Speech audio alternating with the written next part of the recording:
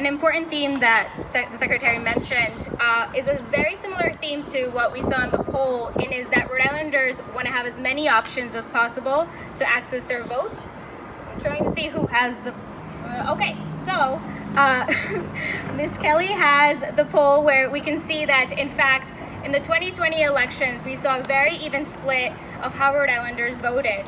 Those who voted by mail, and those who voted in person in Election Day, and those who voted early. Senate Bill 516, introduced by Senator Don Oyer, would help Rhode Island improve access to voting by making early voting a real independent option in statute, and improves access to voting by mail while also preserving emergency voting options. Thank you, Senator Oyer, for being here with us today.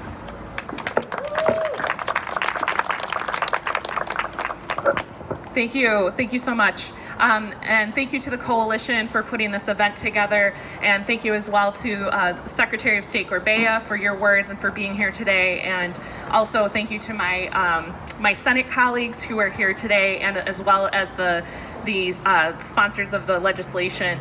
I also wanted to acknowledge Senator Sue Cisnowski, Senator Acosta, and Senator Coyne as well in particular, who have additionally put in legislation directed towards voting issues, many of which overlap with the issues that are outlined in my bill. And I want to give them credit and acknowledgement, especially for recognizing the need to move forward on these very important issues.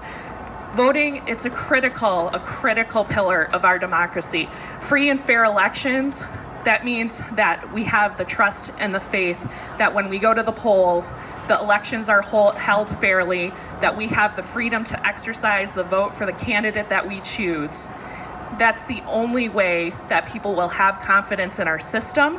And this legislation will help create systems that work for voters, because as the Secretary said, elections should be about the voters.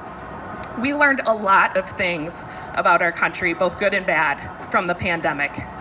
We learned a lot about voting in the pandemic.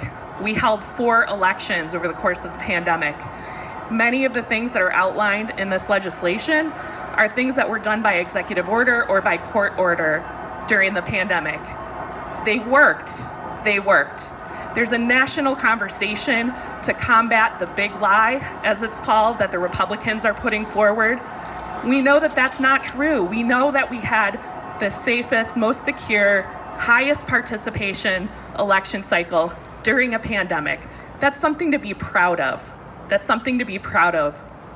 And I think that it is important to codify those changes that we made during the pandemic and make sure that our elections continue to serve the people. And so with that, I want to say thank you to all of my co-sponsors and all of the supporters here today. And I look forward to working with you all to get this legislation across the finish line. Thank you.